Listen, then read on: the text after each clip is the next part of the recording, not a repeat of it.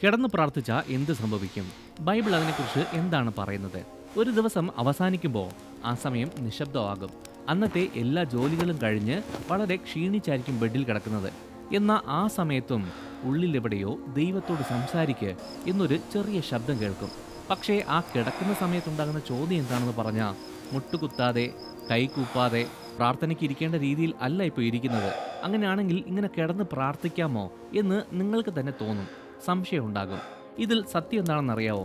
ഗുഹകളിലും പർവ്വതങ്ങളിലും ജയിലുകളിലും എന്തിന് കിടക്കയിൽ പോലും പലരോട് ദൈവം സംസാരിച്ചിട്ടുണ്ട്.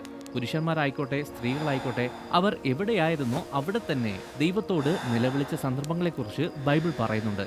അതിന് സ്വർഗം പ്രതികരിച്ചിട്ടുമുണ്ട്.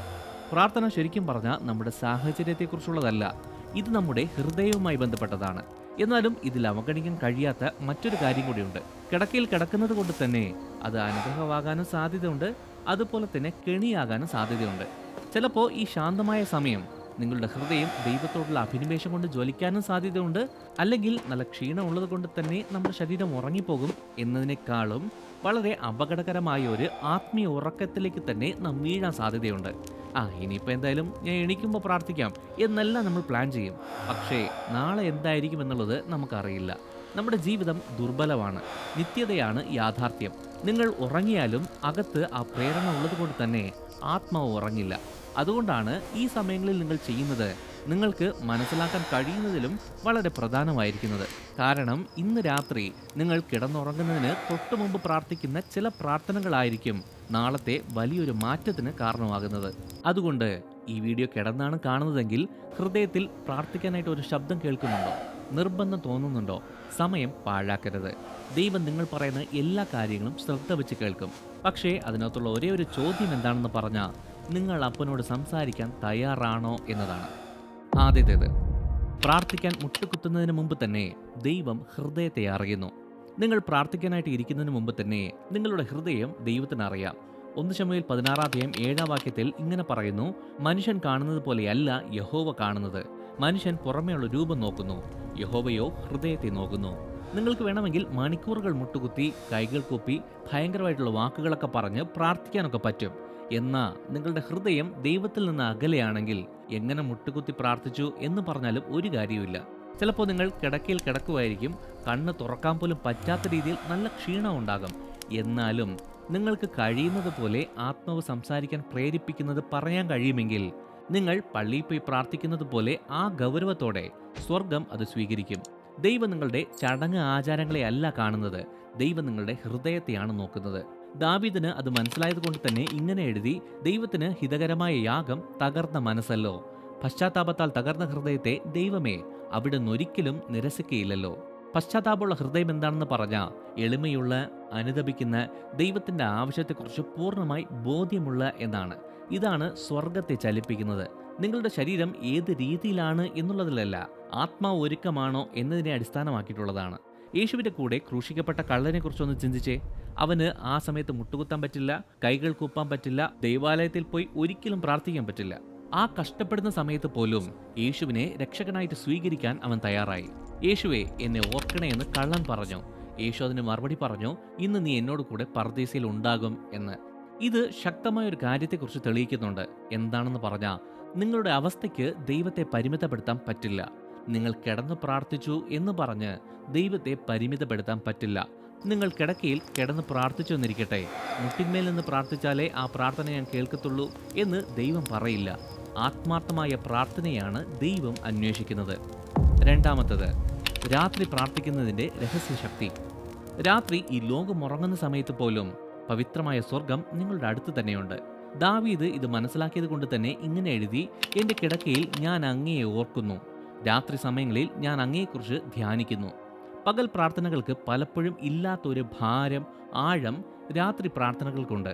നിങ്ങളുടെ എല്ലാ തിരക്കും കഴിഞ്ഞതിന് ശേഷമാണ് ഈ പ്രാർത്ഥന വരുന്നത്. ഞാൻ ബിസിയാണ് അല്ലെങ്കിൽ തിരക്കാണ് എന്നൊന്നും പറഞ്ഞ് ഒഴിയാൻ പറ്റില്ല. യേശു രാത്രിയിൽ പ്രാർത്ഥിച്ചു. പലപ്പോഴും നല്ല ഇരുട്ടുള്ള, നല്ല ഏകാന്തമായ സ്ഥലത്ത് പോയി യേശു പ്രാർത്ഥിച്ചു. പ്രധാനപ്പെട്ട തീരുമാനങ്ങൾ എടുക്കുന്നതിന് മുമ്പ് യേശു എല്ലായ്പ്പോഴും രാത്രി മുഴുവൻ പ്രാർത്ഥനയിൽ തന്നെ ചെലവഴിക്കുമായിരുന്നു എന്ന് ബൈബിൾ നമ്മോട് പറയുന്നുണ്ട്. രാത്രിയിൽ നിങ്ങൾ കിടക്കുന്ന സമയത്ത് പ്രാർത്ഥിക്കുമ്പോൾ ശരിക്കും പറഞ്ഞാൽ നിശബ്ദതയിൽ ദൈവത്തെ കണ്ടുമുട്ടിയ വിശ്വാസ വീരന്മാരുടെ ഒരു പാരമ്പര്യത്തിലേക്ക് തന്നെ നിങ്ങളും കാലെടുത്ത് വെക്കുകയാണ് ചെയ്യുന്നത്. യാക്കോബ് വെളുപ്പിന് വരെ ഒരു ദൂതന്റെ കൂടെ മല്ലുപിടിച്ചു. രാത്രിയിൽ ദൈവത്തിന്റെ ശബ്ദം ശമൂവേൽ പ്രവാചകൻ കേട്ടു. പൗലോസും ശീലാസും രാത്രിയിൽ പാടി ആരാധിക്കുന്ന സമയത്ത് ചങ്ങലകൾ അഴിഞ്ഞു വീണു. രാത്രി പ്രാർത്ഥന പലപ്പോഴും നമ്മുടെ മുന്നേറ്റത്തിന് വേണ്ടിയുള്ള സമയമാണ്. ആ ശാന്തമായ മണിക്കൂറുകളിൽ പ്രാർത്ഥിക്കാനായിട്ട് ഉപയോഗിക്കുന്ന ആ വാക്കുകൾ തന്നെ പറയണം എന്നില്ല. ചിലപ്പോൾ കൂട്ടുകാരോട് സംസാരിക്കുന്ന പോലെ ആയിരിക്കും സംസാരിക്കുന്നത്. എന്തായാലും കേൾക്കാനായിട്ട് ആരുമില്ല. ഭയങ്കരമായിട്ടുള്ള വാക്കുകളൊക്കെ പറഞ്ഞ് ആരെയും ബോധിപ്പിക്കേണ്ട കാര്യവുമില്ല. നിങ്ങളുടെ മനസ്സിൽ തോന്നുന്ന കാര്യങ്ങൾ സംസാരിക്കാൻ പറ്റും, മനസ്സിലെ വിഷമങ്ങൾ പങ്കിടാൻ പറ്റും, മനസ്സിൻ്റെ ആഴത്തിൽ കിടക്കുന്ന വിഷമങ്ങൾ പോലും ഏറ്റു പറയാൻ പറ്റും. ഒരപ്പൻ ചെവി നന്നായിട്ട് തുറന്ന് കേൾക്കാൻ ആഗ്രഹിച്ചിരിക്കുന്നു എന്ന് മനസ്സിലാക്കി എങ്ങനെയാണോ ഒരു കൊച്ചുകുട്ടി അപ്പനോട് സംസാരിക്കുന്നത് അതേപോലെ സംസാരിക്കുക. മൂന്നാമത്തത്, അടിയന്തരമായി പ്രാർത്ഥിക്കാനുള്ള നിർബന്ധം. നമ്മുടെ മനസ്സിൽ പലപ്പോഴും കേൾക്കുന്ന ഒരു വാക്കുണ്ട്, കുറച്ച് കഴിഞ്ഞ് പ്രാർത്ഥിക്കാം എന്നുള്ളത്. ഇതിന് കുഴപ്പമൊന്നുമില്ലല്ലോ, പിന്നീട് പ്രാർത്ഥിച്ച എന്താണ് പ്രശ്നം എന്നൊക്കെ നമുക്ക് തോന്നാം.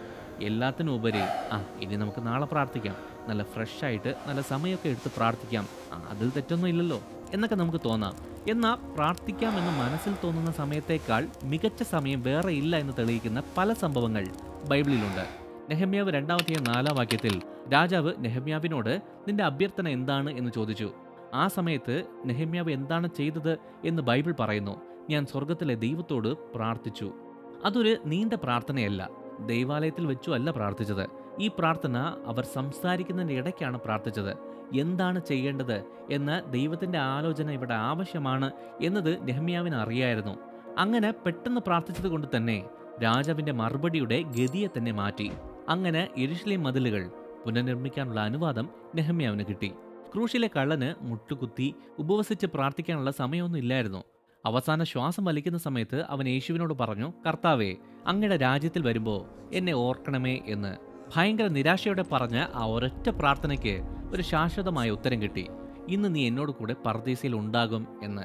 ദാനിയേൽ 9-ാം അധ്യായത്തിൽ യിരെമ്യാവിന്റെ പ്രവചനം നിറവേറാൻ സമയമായി എന്ന് മനസ്സിലാക്കിയ ദാനിയേൽ പ്രാർത്ഥനയിലും അപേക്ഷയിലും ഉപവാസത്തിലും രട്ടുടുത്തും ചാരത്തിലിരുന്നും ദൈവത്തോട് അപേക്ഷിച്ചു.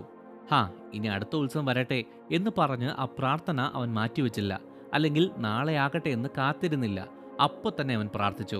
നിങ്ങൾ രാത്രിയിൽ ബെഡിൽ കിടക്കുന്ന സമയത്ത് നിങ്ങളുടെ ഹൃദയം ദൈവത്തോട് സംസാരിക്കാൻ പ്രേരിപ്പിക്കുന്നുണ്ടെങ്കിൽ അത് യാദൃശികമായി ഉണ്ടായ ഒരു വികാരമല്ല, അത് പരിശുദ്ധാത്മാവിൽ നിന്നുള്ള ഒരു ക്ഷണമാണ്. വൈകുന്തോറും ദൈവം വച്ചിരിക്കുന്ന ആ പ്രത്യേക നിമിഷം നിങ്ങൾക്ക് നഷ്ടപ്പെടുന്നു എന്നാണ്. ചിലപ്പോൾ നിങ്ങൾക്ക് തോന്നുന്ന ആ പ്രാർത്ഥന നിങ്ങൾക്ക് വേണ്ടി തന്നെ ആയിരിക്കണം എന്നില്ല, മറ്റൊരാളുടെ ജീവിതത്തിൻ്റെ അടിയന്തരാവസ്ഥയ്ക്കായിരിക്കാം അത്. പ്രാർത്ഥന മാറ്റിവെക്കുന്നതിൻ്റെ അപകടം എന്തായിരിക്കുമെന്ന് നമുക്ക് ഒരിക്കലും പ്രവചിക്കാൻ പറ്റില്ല. സദൃശവാക്യം 27-ാം അധ്യായം 1-ാം വാക്യം നമുക്ക് മുന്നറിയിപ്പ് തരുന്നുണ്ട്.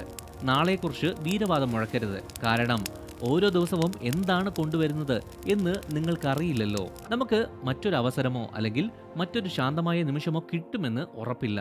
പ്രാർത്ഥന എന്ന് പറയുന്നത് ദൈവത്തോട് സംസാരിക്കുക എന്നത് മാത്രമല്ല, അത് അനുസരണത്തിൻ്റെയും കൂടെ ഒരു പ്രവൃത്തിയാണ്. പ്രാർത്ഥിക്കാൻ മനസ്സിൽ പ്രേരണയുണ്ടോ? ശരിയായ സമയം ഇപ്പോഴാണ്, ഈ സമയമാണ്.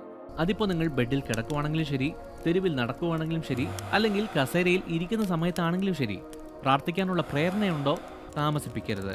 ഉപസംഹാരം: ഇന്ന് നിങ്ങൾ ജീവിക്കുന്ന മണിക്കൂറുകൾ ഇനി ഒരിക്കലും വരില്ല. അതുകൊണ്ടാണ് ഈ ഉറങ്ങുന്നതിന് മുമ്പുള്ള ഈ നിമിഷങ്ങൾ വളരെ പ്രധാനപ്പെട്ടതാകുന്നത്. ദൈവം നിങ്ങൾക്ക് തന്ന നല്ല ദിവസത്തിന് വേണ്ടി നന്ദി പറയാനുള്ള അവസാന സമയമാണത്. കിടക്കയിൽ പ്രാർത്ഥിക്കുക എന്ന് പറയുന്നത് നല്ല സൗകര്യമുണ്ടല്ലോ എന്നുള്ളത് കൊണ്ടല്ല, അത് ബന്ധമാണ്. പകൽ മുഴുവൻ നിങ്ങളെ താങ്ങി നിർത്തിയ, നിങ്ങൾ ഒരിക്കലും കാണാത്ത അപകടങ്ങളിൽ നിന്നെല്ലാം നിങ്ങളെ സംരക്ഷിച്ചതിന് നന്ദി പറയേണ്ട സമയമാണത്. നിങ്ങൾ ഒരുപാട് വാക്കുകൾ പറഞ്ഞ് പ്രാർത്ഥിക്കുമായിരിക്കും, അല്ലെങ്കിൽ വളരെ കുറച്ച് വാക്കുകൾ മാത്രമായിരിക്കും പറഞ്ഞ് പ്രാർത്ഥിക്കുന്നത്. അത് ആത്മാർത്ഥമായി ഹൃദയത്തിൽ നിന്നാണ് പ്രാർത്ഥിക്കുന്നതെങ്കിൽ ദൈവത്തിന്റെ സിംഹാസനത്തിന് മുന്നിൽ അത് ധൂപവർഗം പോലെ ഉയരും.